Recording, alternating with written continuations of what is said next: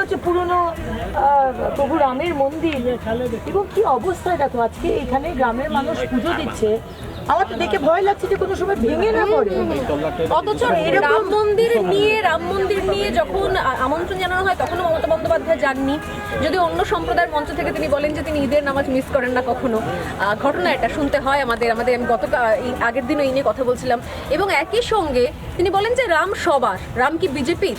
রাম তো বিজেপির একার না, বিজেপি নিজেও কখনো মানে কেউ, আপনারা কি দাবি করেন যে রাম শুধুমাত্র আপনাদের? আমরা বলিনি। যদি সবার রাম হয় তাহলে এই রাম মন্দির, এই রাজ্যে রাম মন্দিরগুলো এরকম অবস্থা কেন? রাম মন্দির, রাম দেখে ভূতের মতো ভয় পায় মমতা ব্যানার্জি, দেখেছেন তো? এই রাম বললি কেন, কি বললি, আমাকে গালাগাল দিলি কেন? জয় শ্রীরাম বলছে গালাগাল দিলি কেন? জয় শ্রীরাম বলা গালাগাল? হ্যাঁ, জয় শ্রীরাম বলাটা কি গালাগাল? আমাদের মুখ্যমন্ত্রী বলছে সেটা নাকি গালাগাল। তো আপনি মনে করেন এই মুখ্যমন্ত্রী রামের মন্দির রেনোভেট করবেন?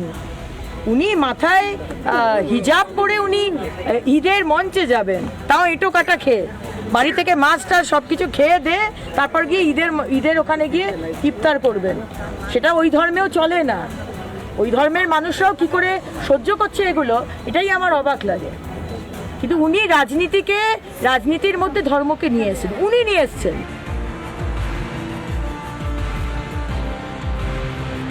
এই মুহূর্তে আমরা রয়েছি মেদিনীপুর যে লোকসভা কেন্দ্র, যেখানে জমিয়ে প্রচার চলছে, সেই মেদিনীপুর লোকসভা কেন্দ্রের একটি গ্রাম জাগুল। ঘটনাচক্রে যে বিধানসভায় রয়েছে সেই বিধানসভাও তৃণমূলের দখলে এবং এই পঞ্চায়েতও তৃণমূলের দখলে। কিন্তু টানা এই প্রচারের পাঠ হতে হতে রিপাবলিক বাংলার সঙ্গে হাঁটতে হাঁটতে যেটা অদ্ভুত জিনিস আমি দেখছি তা হচ্ছে রাস্তা, দেখার মতো রাস্তা নাকি সার্কাসের কোনো রাইড বোঝা মুশকিল। প্রতি মুহূর্তে সন্তর্পণে গাড়ি নিয়ে পর্যন্ত আমাদের হাঁটতে হচ্ছে, কারণ আসলে যে রাস্তার অবস্থা আমি একবার দেখাবো। এই দিকে যদি আমি দেখাতে থাকি, এখানকার দুদিকে প্রচুর মানুষজন রয়েছেন, গ্রামের মানুষজন, যে কি অবস্থা। প্রত্যেক মুহূর্তে রাস্তা দিকে খাত হয়ে গেছে, সামনে বিভিন্ন গর্ত। আমি এবার এখানকার মানুষজনের সাথে কথা বলবো যে রাস্তাটার কি অবস্থা, কে বলবেন? এখানে অনেকে রয়েছে। রাস্তা এই যে আমার ছেলেরা গরিব মানুষ ব্যবসা করে, এবারে এদিকে উঠতেও পাইনি, একটু রাস্তাটা ঢালাই করে দিলে কিংবা পোল করে দিলে আমাদের আর তৃণমূল পার্টি করতেন? হ্যাঁ করতো, এখন আর করেন না? না, পাইনি যখন কি করতে করবো। এবারে ঘরটি এসছে, হয়তো কেটে দিবে। কি করবে এবার আপনি? ঘর এসছে আমাদের, আচ্ছা ঘর এসছে আর কাগজপত্র সব লিখেছে। এই যে কথা বলছি, বলে জানো ওখানে ওই সেই মতিলাল গড়ই না কথা বলছে, অতএব নাম কেটে দাও, ওর নামটা কেটে দাও। এরকম হয় এখানে? হ্যাঁ। আমি বাকিদের জিজ্ঞাসা করব, যদি কেউ কোনো বিরোধী রাজনৈতিক দল করে বা কথা বলে তাহলে নামটাম কেটে দেওয়া হয়? কি হয়? পছন্দ মান্ডের নামও কাটা হয়েছে। বলুন। পছন্দ মান্ডের ঘর এলো, আমাকে ঘর দেয় না, কুড়া ঘরে রয়েছি, কিন্তু আমার একটা ঘর দেয় না। কেন ঘর কেটে দিয়েছে, কেন নাম কেটে দিয়েছে, কেন? বলে ও বিজেপি করে। আপনি বিজেপি করেন সেই জন্য? হ্যাঁ হ্যাঁ মানে এটা হচ্ছে অপরাধ, বিজেপি করাটা অপরাধ এখানে? হ্যাঁ হ্যাঁ। মিটিংয়ে যেতে আমি বলছি না যাবো না, হ্যাঁ। না যেতে বলছে তোমাকে ভোট বাদে দেখবো। মানে ভোট হয়ে গেলে তোমাকে বুঝে নেব? হ্যাঁ বুঝে নেবো, তাহলে এরকম আর আমাদের কাজ। এই বুঝে নেওয়াটা কিরকম বুঝে নেওয়া? কি কি করতে পারে? কি করতে পারে এবারে, কি করে বলো, আমরা মুক্তি সুখ লোক কি করবো বলো? বন্ধ করে দিবে, কাজ বন্ধ করে দিবে, কি আমাদের ঘর টেপে আসবে, সে কথাটা ধমকিছে। আমাদের ঘর দুয়ার ভেঙে নিবে, তো জিতে গেলে ওরা বলছে ঘর তোর ভেঙেও দেবে? হ্যাঁ ভেঙে দিবে বলছে তো। এরকম কি হয়েছে এর আগে নির্বাচনগুলোতে? সুবিধা দেবে না, উন্নয়ন হবে না, প্রকল্প হবে না, চাকরি হবে না, এবং তারপর যখন তারা দল বদল করে দিচ্ছেন, বলছেন বিরোধীকে তাহলে ভোট দেবো, তখন সেইটাকে ইস্যু করে আবার আরেক ধরনের বঞ্চনার পর বঞ্চনা বৃত্তের মতো ঘুরছে, সমাধান কিছু নেই। জানি না মমতা বন্দ্যোপাধ্যায় এগুলো শুনতে পাচ্ছেন কিনা। যদি মঞ্চের ওপর থেকে একটু নেমে এসে নিচে শুনতে পান, নিচে দাঁড়ান, এই রাস্তাতে হাঁটেন, তাহলে বোধহয় উনি শুনতে পাবেন। কিন্তু উনি তো সন্দেশখালিও যাননি, আর জানি না হয়তো এই গ্রামেও আসবেন না। একদম নতুন কেন্দ্র দিদি, তার মাঝখানেই টানা প্রচার, এবং দেখলাম প্রচারের মধ্যে সমস্ত গ্রামীণ প্রত্যন্ত প্রান্তগুলো ঘুরে দেখাচ্ছে, প্রায় একদম ডোর টু ডোর ক্যাম্পেইন চলছে রাদার। হ্যাঁ, তো কিরকম মনে হচ্ছে, কি অবস্থায় রয়েছে এখানকার মানুষ? দেখুন মানুষ মানে এখানে এত উচ্ছ্বাস, এবং আমার মনে হয় শুধু মেদিনীপুর লোকসভা নয়, সারা পশ্চিমবঙ্গ, সারা ভারতবর্ষ জুড়ে মানুষের উচ্ছ্বাস, ভালোবাসা ওই একটি মানুষের জন্য, সে হচ্ছে নরেন্দ্র মোদীজি। কারণ ফেস হচ্ছে আমাদের নরেন্দ্র মোদীজি, 543টা সিটের ফেস হচ্ছে মাননীয় প্রধানমন্ত্রী নরেন্দ্র মোদীজি। এবং মানুষ দেখো, যে টিএমসিও করে, যে সিপিএমও করে, যে কংগ্রেসও করে, তারও মনের মধ্যে কিন্তু ওইটাই রয়েছে যে আর কোনো মানুষ নেই যে মোদিজিকে কম্পিট করতে পারবে আর কি। মানে he is the one and only যে ভারতবর্ষকে এগিয়ে নিয়ে যেতে পারবে। এটা ভারতবর্ষের মানে মোদিজির কি আদর্শ, যে আদর্শে অগ্নিমিত্রা পাল তার নিজের সমস্ত লাইফস্টাইল, তার সব জায়গা থেকে এরকম ভাবে কোথাও মেঠো মেয়ে হয়ে উঠতে পারলো আস্তে আস্তে। একদম সম্পূর্ণভাবে তার পিছনে মানে আমার ইন্সপিরেশন হচ্ছে মোদিজির জন্যেই ক্যারিয়ার ছেড়ে সব কিছু ছেড়ে মানে আমার কোনো দরকার ছিল না আমার লাক্সারিয়াস সেটেলড লাইফ ছেড়ে একদমই তাই। হ্যাঁ এই 42 ডিগ্রি টেম্পারেচারে ঠিক, মানুষের সাথে গ্রাসরুটে নেমে মানুষের জন্য কাজ করা, শুধু ইলেকশন লড়া নয়, 5 বছর রাজনীতিতে এসেছি, প্রতি মুহূর্তে মানুষের সাথে থেকেছি, মানুষের জন্য লড়াই করেছি।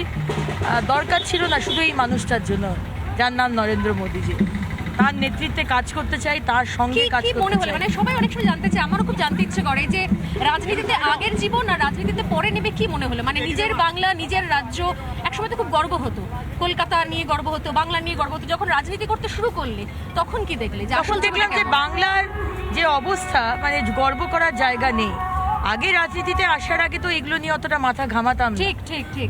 কিন্তু এখন রাজনীতিতে আসার পরে শুধু বিরোধী বলে বলছি না, শুধু যে বিজেপি করে বলেই বলছি না, যে অসহায় অবস্থার মধ্যে দিয়ে বাংলার মানুষ বেঁচে রয়েছে, খুবই আনফর্চুনেট যে 34 বছরের পরে বাংলার মানুষ ভোট দিয়েছিল এই মুখ্যমন্ত্রীকে পরিবর্তনের জন্য, বদল চাইছিল, একটা একদম বদলা নয় বদল চাই। এবং সবচেয়ে আনফর্চুনেট কোথাও মনে হয় দিদি, আমি আপনার থেকে জানতে চাইবো যে শুধুমাত্র বিরোধী করছে অবস্থা এমনটা নয়, কিন্তু মানে যারা শাসক দলের একটা শ্রেণী, আমি সন্দেশখালী থেকে দেখেছি, তারা তৃণমূল কংগ্রেসেরই কর্মী সমর্থকরা, তারাও কেউ ভালো নেই। একদম তারাও ভালো নেই, এবং তাদের মধ্যেও প্রচুর মানুষ রয়েছে যারা তাদের দলকে সমর্থন করছে না, তারা শুধু টিকে রয়েছে ওই দলে, কারণ কি তারা জানে যে তারা যদি এই মুহূর্তে বিজেপি জয়েন করে তাদেরকে পুলিশ আর প্রশাসন দিয়ে তাদের উপর অত্যাচার চলবে, শুধু সেই ভয়ে তারা আসছে না, কিন্তু তারা আমাদের সাথে যোগাযোগে রয়েছে এবং সম্পূর্ণভাবে তারা চাইছে যে মমতা সরকার যেন হারুক,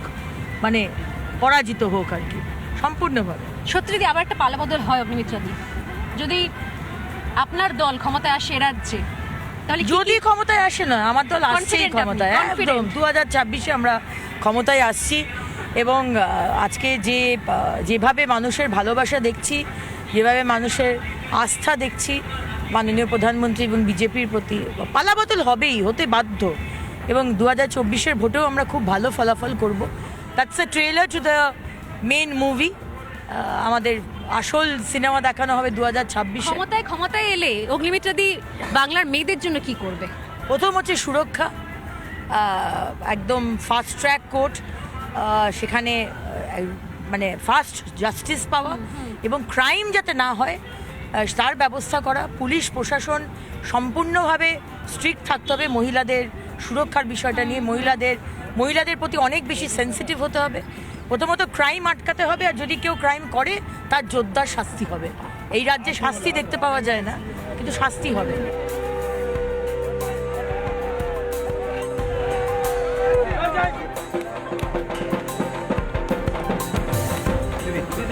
ঠিক আছে, ধন্যবাদ ধন্যবাদ ধন্যবাদ দাদা, ধন্যবাদ। যায় জরিমানা হয়েছে কিসের জন্য জরিমানা? বিজেপি করার জন্য জরিমানা, শুধু বিজেপি করছে বলে 1 লক্ষ টাকা জরিমানা, এবং এই যে মাটির বাড়িতে যারা রয়েছে, শুধু বিজেপি করছেন বলে জরিমানা? কেন জরিমানা দিতে হয়েছে? বলা যাবে না, বলা যাবে না। 4 লাখ টাকা দিতে হয়েছে 4 জনকে। এটা অন দা মানে অন রেকর্ড রইল, এটা কেন জরিমানা দিতে হয়েছে বলা যাবে না, কারণ আমার মনে হয় এটাই সব থেকে বড় উত্তর যে আসলে এখনো ত্রাসের পরিবেশ কি ভয়াবহ রয়েছে এই কেন্দ্রে বিভিন্ন প্রান্তে।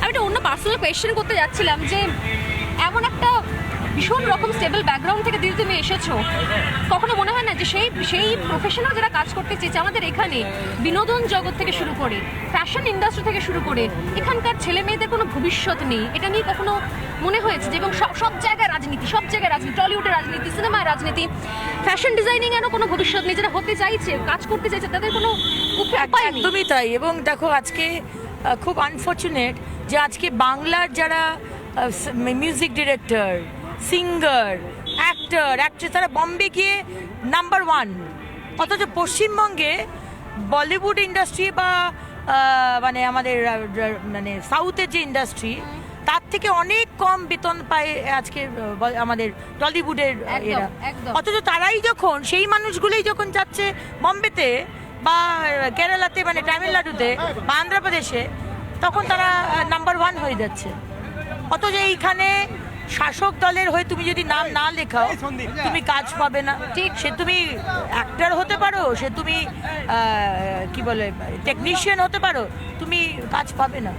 মানে রাজনৈতিক কর্মসূচি বাদ দিয়ে অন্যান্য সময় তো অন্য কোনো পার্টিতে অন্য কোনো অনুষ্ঠানে তো দেখা হয় বিরোধী রাজনৈতিক দলের সেলিব্রিটি বন্ধুদের সঙ্গে, তখন কি ধরনের কিছু কথা বলেন নাকি এই প্রসঙ্গ অ্যাভয়েড করে চলে যান? না, এগুলো অ্যাভয়েড করেই যাই, কারণ কি এগুলো কি হয় সম্পর্ক অস্বস্তি হয় এবং তর্কের তো তর্ক করাই যেতে পারে। তর্কে তো কেউ জেতে না, কেউ হারে না। আমি আমার মতো তর্ক করব, সেও তার মতো তর্ক করবে, মাঝখান থেকে সম্পর্কটা খারাপ হয়। তো আমার সেজন্যই মনে হয় যে রাজনীতিতে অন্তত দূরত্ব রাখাটাই শ্রেয়, প্রতিবাদ করাটা সুবিধা হয়। বেশ, আমাদের ভাবেই অন দ্য হুইল প্রচারের মাঝখানে একটুখানি ব্যক্তিগত পরিসরে ভালো লাগা খারাপ লাগাগুলোর কথা হয়ে গেল।